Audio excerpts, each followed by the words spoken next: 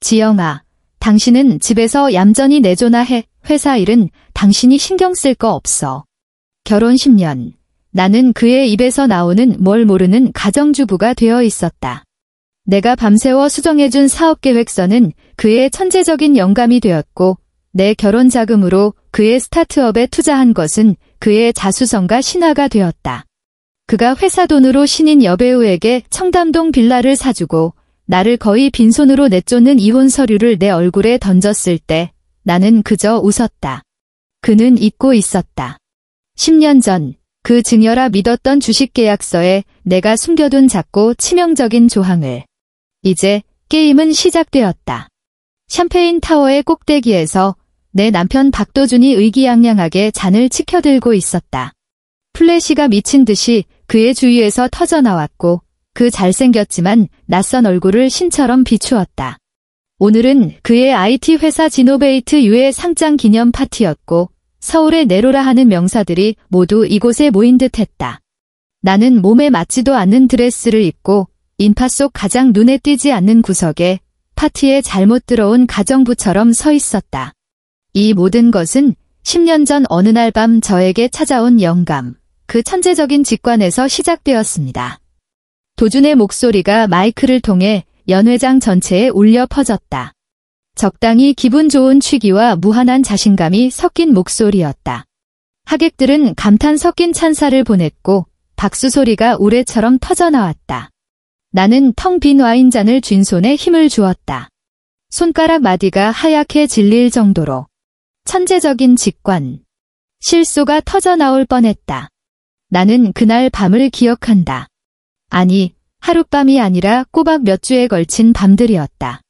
그가 몇 번이고 실패하며 포기하려 할 때 그의 곁에서 밤을 새워가며 사업계획서의 핵심 알고리즘 전체를 다시 설계한 것은 바로 나, 컴퓨터공학과를 수석으로 졸업한 김지영이었다. 모두가 가망 없다던 그의 작은 스타트업에 부모님이 내게 결혼 자금으로 남겨주신 5억 원 전부를 쏟아부은 것도 나였다. 하지만 지금 마땅히 우리의 것이어야 할 영광의 순간에 나는 잊혀진 그림자가 되어 있었다. 그는 투자자들에게 감사했고 팀원들에게 감사했고 심지어 매일 커피를 배달해주던 인턴에게까지 감사했지만 오직 내 이름만은 없었다. 어쩌다 그의 시선이 내 쪽을 스칠 때면 그 눈빛은 마치 익숙한 가구를 보는 듯했다. 어떤 온도도 감정도 없이. 나는 애써 미소를 지으며 사람들을 따라 박수를 쳤지만 내 마음은 그 순간 이미 한 조각의 얼음처럼 차갑게 식어버렸다. 이것이 내가 10년의 청춘과 맞바꾼 결혼, 철저히 지워져 버린 내 인생이었다. 이런 질식감은 이미 내 결혼 생활 구석구석에 스며들어 있었다. 특히 시댁에서는 더욱 그랬다. 또다시 추석이었다. 나는 여느 때처럼 동이 트기도 전에 일어나 시댁의 그 넓지 않은 주방에서 혼자 수십 명의 식구가 먹을 차례 음식을 준비하고 있었다. 전을 부치는 기름 연기에 눈이 따가웠고 산더미 같은 식재료는 아무리 손질해도 줄어들지 않았다. 장시간의 반복 노동에 손목이 시큰거렸다. 가족들이 하나둘 도착하고 거실은 웃음소리로 가득 찼지만 나는 주방에서 그 아득한 소란을 듣고만 있을 뿐이었다. 시어머니가 주방으로 들어왔다. 돕기 위해서가 아니라 마치 자신의 영토를 순시하는 여왕처럼. 그녀는 날카로운 눈으로 접시에 담긴 생선전을 훑어보더니 미간을 찌푸렸다. 아가, 내가 몇 번을 말했니? 생선은 이렇게 놓아야 모양이 살지. 이게 뭐니, 꼬리. 곱게 관리된 손가락을 뻗어 그녀는 혐오스럽다는 듯 전을 뒤적였다. 하여튼 제대로 하는 게 하나도 없어. 나는 고개를 숙인 채 나지막이 말했다. 네, 어머님. 그리고 내 옷차림은 또 왜 그 모양이야? 시장 아줌마가 따로 없구나. 우리 도준이 이제 회장님인데 너도 그 아내로서 좀 꾸밀 줄 알아야지. 맨날 그렇게 초췌한 얼굴로 우리 도준이 얼굴에 먹칠할 거니? 그녀는 잠시 말을 멈췄다가 거실에 있는 사람들이 모두 들을 수 있도록 목소리를 한 톤 높였다. 복도 없는 팔자에 결혼 10년 동안 아들 하나 못 낳았으면 다른 데라도 신경을 좀 써야 할 것 아니야? 거실에 있던 시동생 내외가 즉시 맞장구를 쳤다. 맞아요, 형님. 형수님도 이제 피부과 관리라도 좀 받으셔야겠어요. 그 모습으로 형님 옆에 서면 사람들이 다들 가사도우미인 줄 알겠어요. 동서가 날카롭게 웃으며 말했다. 등 뒤로 수많은 시선이 날아와 박히는 것이 느껴졌다. 동정, 조롱, 그리고 구경거리라는 듯한 눈빛들. 아랫입술을 질끈 깨물자 입안에 비릿한 피맛이 퍼져나갔다. 나는 막 주방으로 들어선 도준을 기대에 찬 눈으로 바라보았다. 그가 나를 위해 한마디라도 해주기를. 단 한마디라도. 하지만 그는 막 부쳐낸 따끈한 녹두전을 하나 집어들더니 후후 불어 입에 넣고 오물거리며 말했다. 엄마, 그만 좀 하세요. 지영이 계속 바빠서 힘들어요. 그러고는 나를 향해 내가 너무나도 익숙하게 들어온 그저 상황을 무마하려는 말투로 말했다. 지영아, 엄마가 연세가 드셔서 말씀이 좀 직설적이시잖아. 그냥 좀 참아. 다 한 가족인데 참아라. 또 그 말이었다. 내가 이 집에 시집온 첫날부터 그 말은 내 이마에 붙은 부적과도 같았다. 10년이나는 자신감 넘치고 미래에 대한 희망으로 가득 찼던 한 여자에서 그저 내과 죄송합니다만 반복하는 영혼이 모두 뽑혀나간 목각인형이 되어 있었다. 진정한 붕괴는 어느 평범한 오후에 일어났다. 나는 평소처럼 그가 보물처럼 아끼는 검은색 세단의 내부를 청소하고 있었다. 조수석 아래에서 내 것이 아닌 물건이 손에 잡혔다. 작고 반짝이는 다이아몬드 귀걸이 한쪽. 아주 젊고 화려한 디자인, 절대 내 취향이 아니었다. 심장이 쿵 내려앉았다. 익숙하고도 차가운 예감이 나를 사로잡았다. 나는 내색하지 않고 그 귀걸이를 조용히 챙겼다. 그날 밤, 그가 잠든 것을 확인하고 그의 노트북을 열었다. 비밀번호는 여전히 내 생일이었다. 헛웃음이 났다. 나는 그의 가족 카드 사용 내역을 클릭했다. 눈앞에 펼쳐진 길고 낯선 소비 목록. 고급 레스토랑, 명품샵. 내 시선은 마침내 한 거액의 지출 내역에 멎었다. 30억 원 수취인은 청담동의 한 부동산 중개업체였다. 손가락이 제멋대로 떨리기 시작했다. 거래 상세 내역을 클릭하자 이름 하나가 튀어나왔다. 한소라. 아는 얼굴이었다. 요즘 청순가련한 이미지로 한창 주가를 올리고 있는 신인 여배우. 그리고 그 30억 원의 출처, 비고란에는 똑똑히 적혀 있었다. 회사 법인 계좌에서 직접 이체. 그는 바람을 피웠을 뿐만 아니라 우리의 공동재산, 아니 회사 돈으로, 나와 그가 피땀으로 일군 회사의 돈으로 애인에게 빌라를 사준 것이었다. 내가 그를 위해 아끼며 새 옷 한 벌 사입지 않는 동안 그는 우리의 심혈이 담긴 돈으로 다른 여자를 위해 금빛 세장을 짓고 있었구나. 시어머니가 입버릇처럼 말하던 그에게 어울리지 않는 사람이란 내가 꾸미지 않아서가 아니라 내가 더 이상 그가 세상에 보여주고 싶은 사람이 아니었기 때문이었구나. 며칠 후 도준이 마침내 본색을 드러냈다. 그는 내 앞에 찻상 위로 서류 한 뭉치를 던졌다. 그 소리는 내 10년의 결혼 생활에 내려지는 최종 판결처럼 들렸다. 우리 이혼하자. 그의 말투는 날씨 얘기를 하듯 평온했다. 지영아, 당신도 느꼈을 거 아니야. 우리 사이에 더는 사랑 같은 거 없어. 이대로 계속하는 건 서로에게 고문일 뿐이야. 나는 그 이혼 합의서를 내려다보았다. 재산 분할 항목이 선명하게 적혀 있었다. 나, 김지영은 쥐자료 1억 원과 경기도 외곽에 있는 우리가 신혼 때 샀던 낡은 아파트 한 채를 받을 수 있다. 그 아파트는 이제 전세 보증금도 안 되는 값이었다. 나는 고개를 들어 믿을 수 없다는 듯 그를 쳐다봤다. 회사는 내 결혼 자금으로. 그가 내 말을 거칠게 끊었다. 그의 얼굴에는 더 이상 숨기지 않는 짜증과 경멸이 가득했다. 회사는 나 박도준 혼자만의 공으로 내 힘으로 자수성가해서 이룬 왕국이야. 집에서 10년 동안 살림만 한 주부가 회사에 기여한 게 뭐가 있어? 당신한테 1억 주는 것도 예정을 생각해서 베푸는 내 마지막 잡이야. 더는 철없이 굴지 마, 지영아. 철없이. 나는 그 단어를 나직이 되뇌었다. 한때 나를 총명하다 칭찬하며 내가 없으면 아무것도 못했을 거라고 말하던 남자가 이제 철없다는 세 글자로 내 10년의 인생을 송두리째 부정하고 있었다. 그 당연하다는 듯한, 자선을 베푸는 듯한 얼굴을 보자 내 마음속에 남아있던 마지막 한 줌의 사랑마저 모든 고통과 억울함과 함께 순식간에 증발해버렸다. 남은 것은 모든 것을 불태워버린 잿더미뿐이었다. 나는 울지 않았다. 그가 예상했을 법한 난동을 부리지도 않았다. 나는 그저 고개를 들어 그를 바라보았다. 그리고 웃었다. 아주 희미하고 가벼운 미소였지만 박도준은 까닭 모를 한기를 느꼈다. 그는 몰랐다. 내 인생은 이 순간부터 진짜 시작이라는 것을. 나는 그 굴욕적인 이혼 합의서에 손도 대지 않았다. 박도준이 문을 박차고 나간 후 나는 조용히 서재로 들어갔다. 이 서재는 한때 그와 내가 함께 분투했던 공간이었다. 벽에는 아직도 우리가 창업 시절 함께 찍은 사진이 걸려 있었다.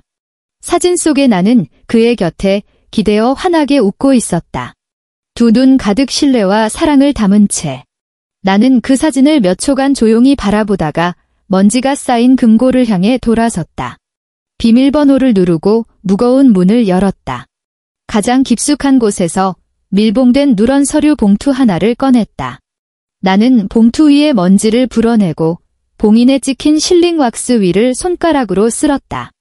10년 전 내가 직접 찍은 것이었다. 이 안에는 나의 핵무기가, 이 결혼을 위해 내가 준비한 마지막이자 유일한 보험이 들어 있었다. 나는 거실로 돌아와 서류 봉투 안의 내용물을 찻상 위에 쏟아냈다. 그것은 주식 명의 신탁 및 투자 부속 합의서라는 이름의 문서였다.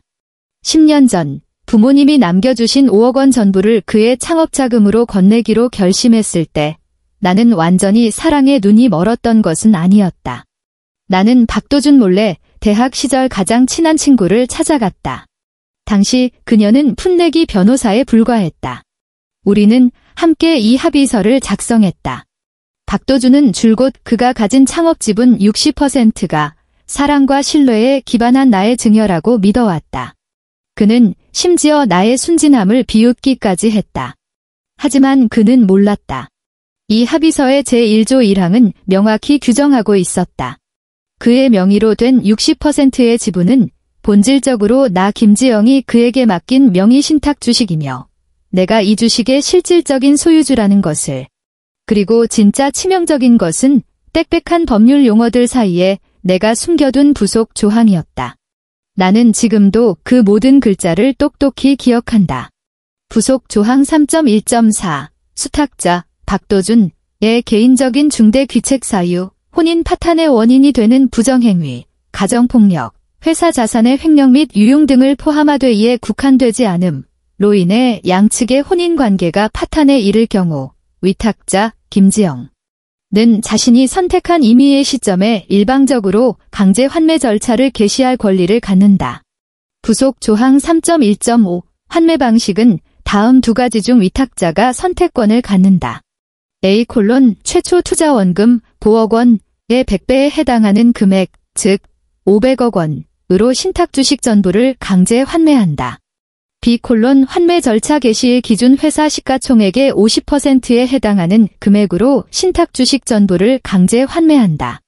10년 전 이 회사는 무일푼이나 다름없었기에 이 조항은 철없는 장난처럼 보였다. 하지만 지금 이노베이트 U의 시가총액은 2천억 원을 넘어섰다. 시가총액의 50%는 1천억 원, 500억이든 1천억이든 박도준을 구름 위에서 지옥으로 떨어뜨리기에 충분한 금액이었다. 나는 이 합의서를 보며 얼음장 같던 얼굴에 마침내 희미한 온기를 띄었다. 이것은 하늘에서 떨어진 행운이 아니다. 이것은 나, 김지영이 10년 전에 나 자신을 위해 묻어둔 복선이었다. 그때의 나는 아직 사랑에 대한 환상을 품고 있었을지 모르지만 내면 깊은 곳에서는 논리와 이성을 신봉하는 컴퓨터 공학도였던 내가 나 자신을 위한 마지막 퇴로를 남겨두었던 것이다. 나는 10년 전에 그 냉철했던 나에게 감사했다. 만반의 준비를 위해 나는 그 친구에게 전화를 걸었다.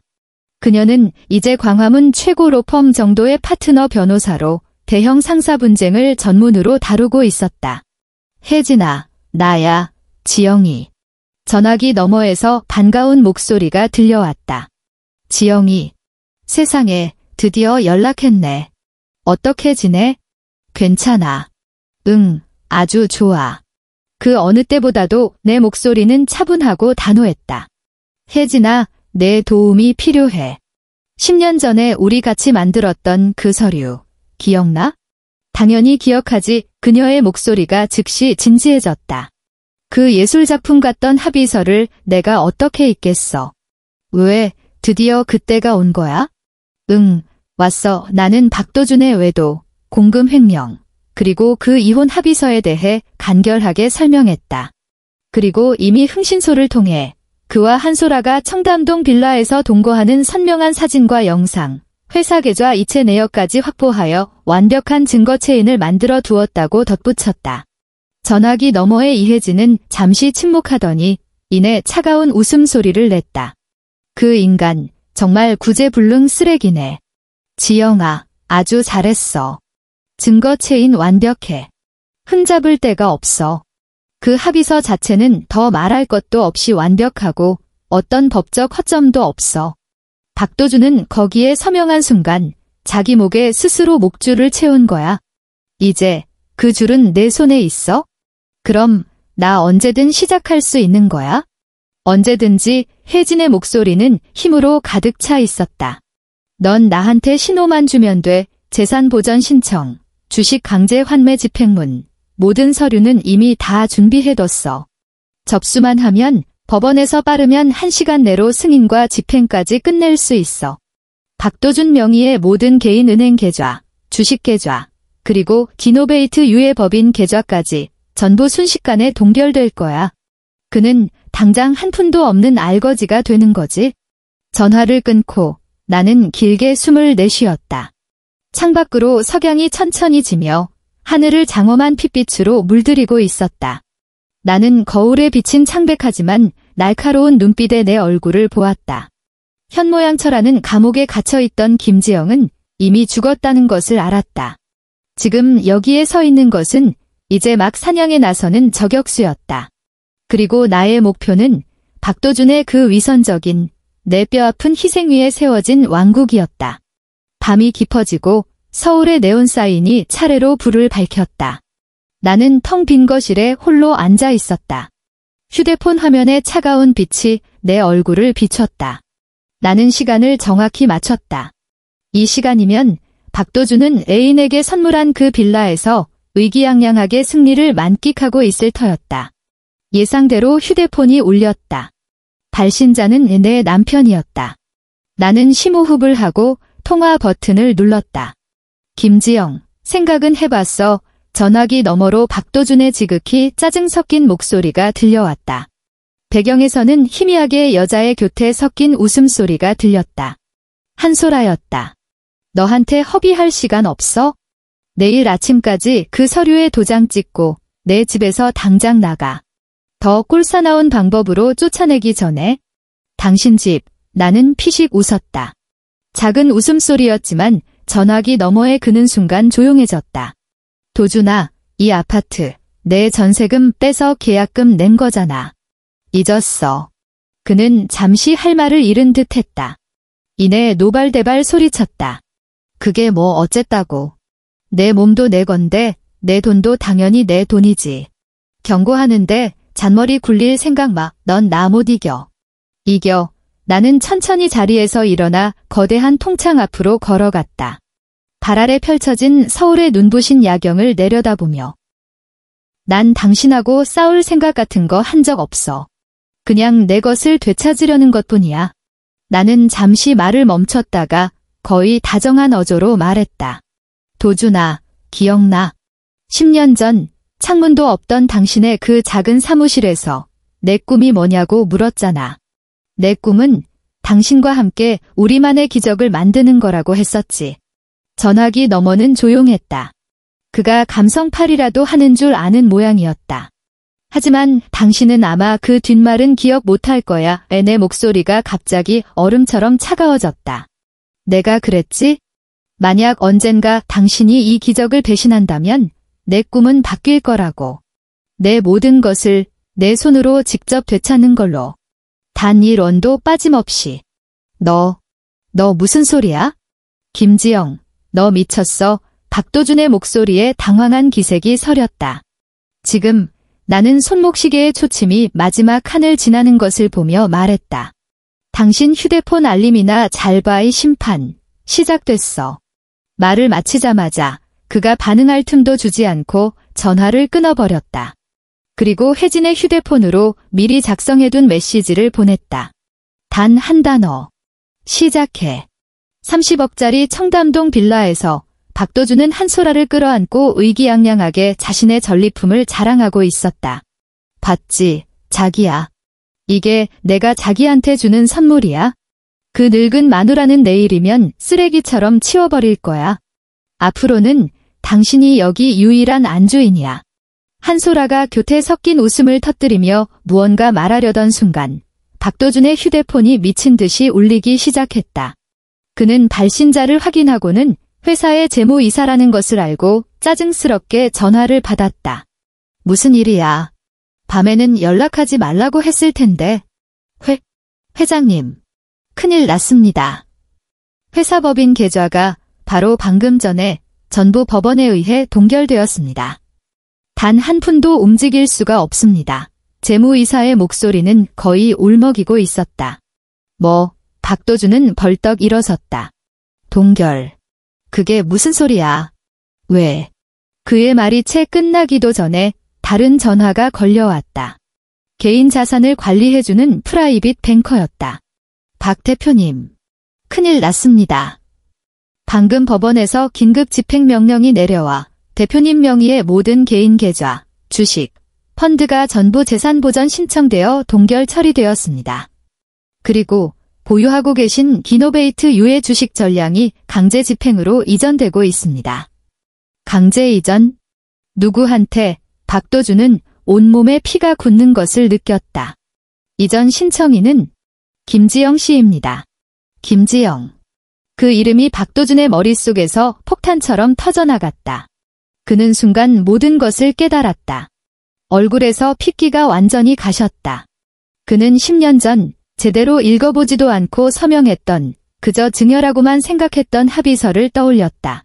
설마, 도준 씨, 왜 그래요? 한소라가 새하얗게 질린 그의 얼굴을 보며 불안하게 물었다. 아니야, 이럴 리가 없어. 그는 넋나간 사람처럼 중얼거렸다. 무언가 확인이라도 하려는 듯 떨리는 손으로 모바일 뱅킹 앱을 열었다.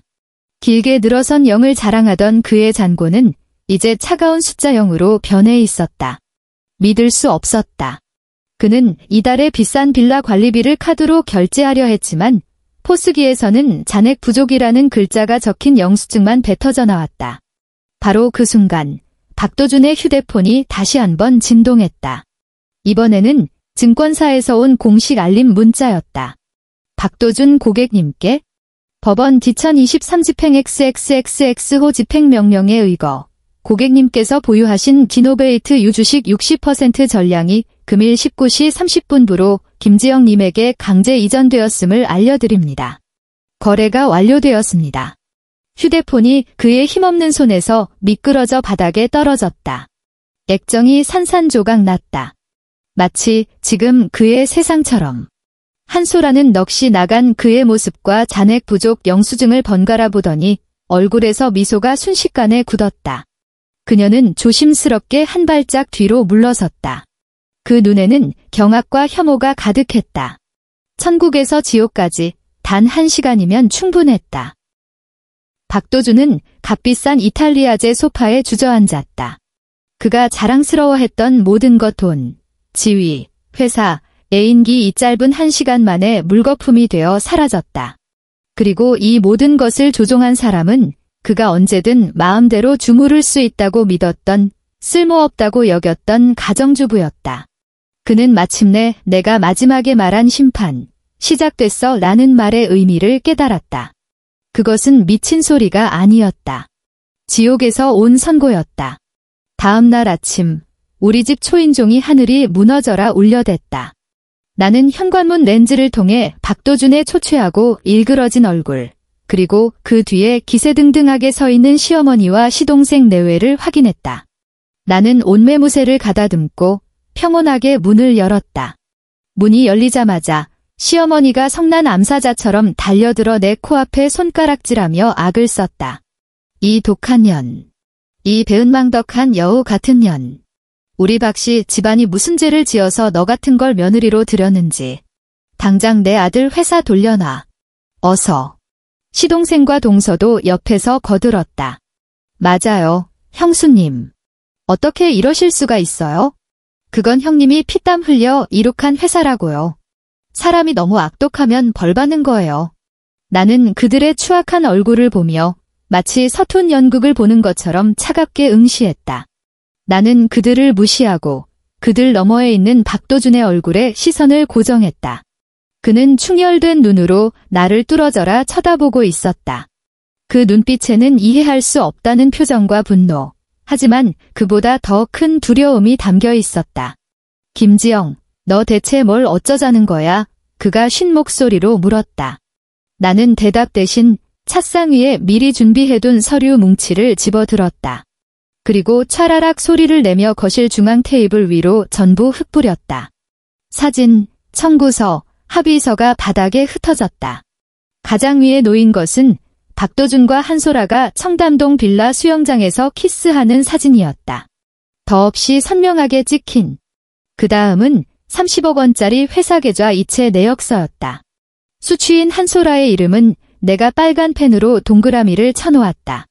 그리고 어제 내가 증권사로부터 받은 주식 소유권 변경 확인서. 마지막으로 박도준이 내게 직접 건넸던 고작 1억 원만 주겠다던 그 이혼 합의서. 시어머니의 울부짖음이 뚝 그쳤다.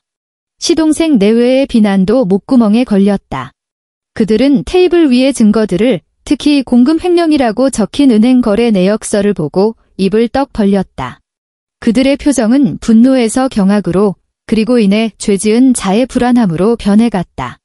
나는 천천히 테이블로 다가가 그 이혼 합의서를 집어들고 박도준의 얼굴 앞에 내밀며 또박또박 읽었다.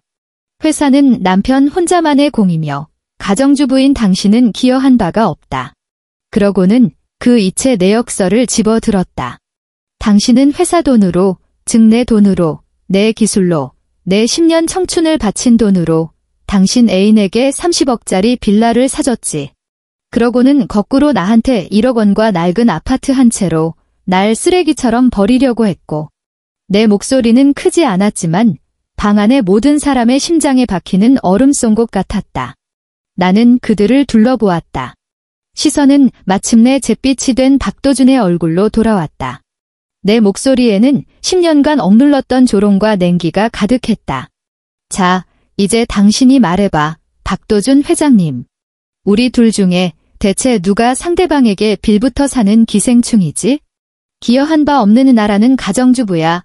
아니면 공금을 횡령해서 애인이나 먹여 살리는 당신이라는 천재야? 너, 박도준은 입술을 부들부들 떨며 한마디도 내뱉지 못했다.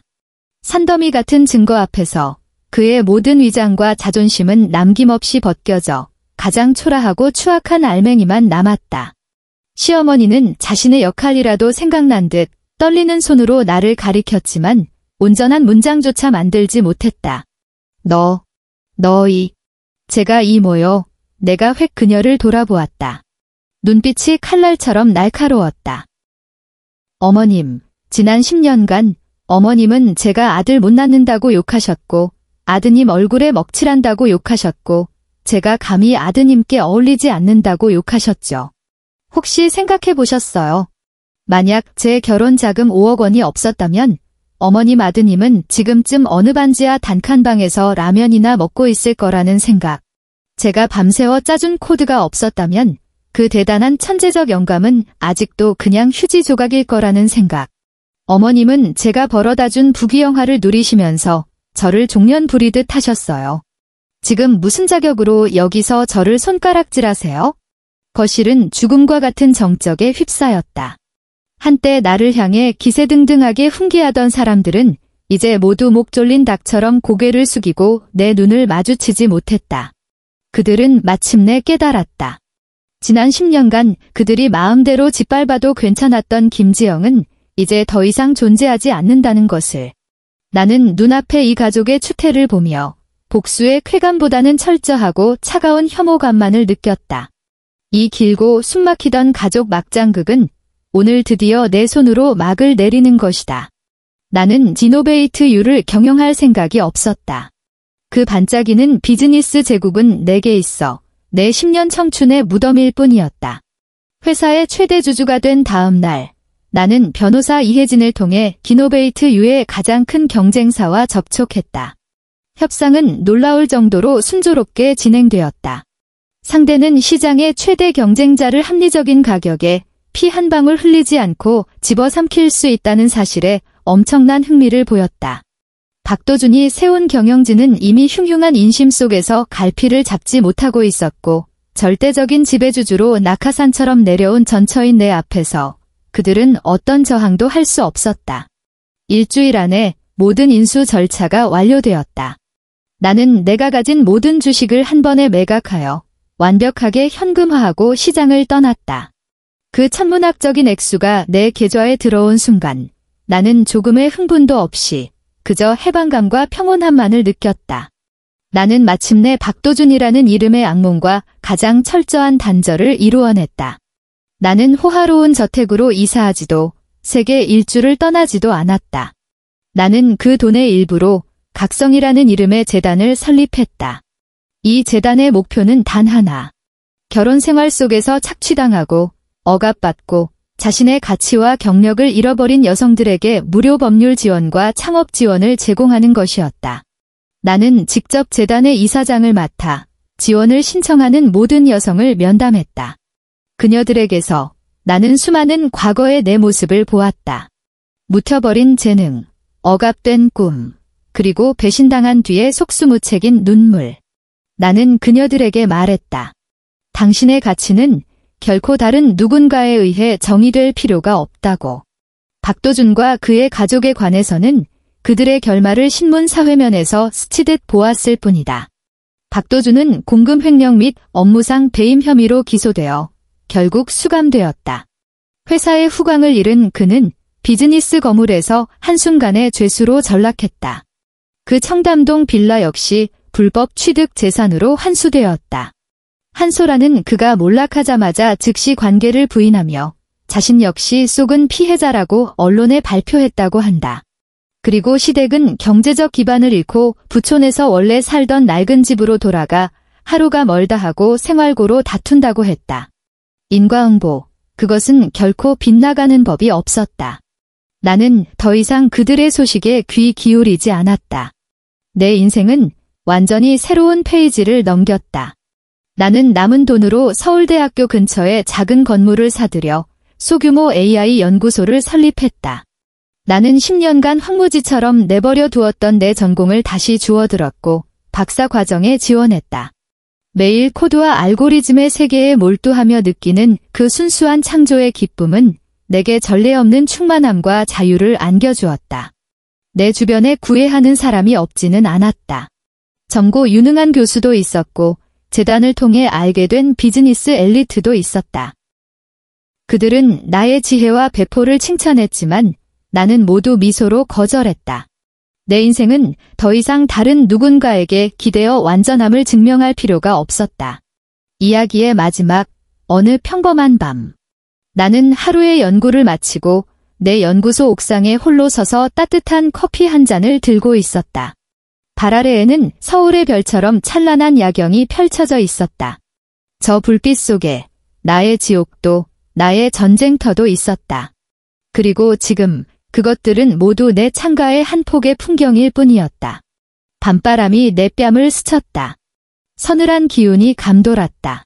나는 조용히 커피를 한 모금 마셨다. 쌉쌀함 뒤에 오는 은은한 단맛이 혀끝에서 천천히 퍼져나가는 것을 느꼈다. 나는 마침내 내 인생을 되찾았다. 아니, 이렇게 말해야겠지? 나는 마침내 나 자신을 위해 살기 시작했다. 엔드.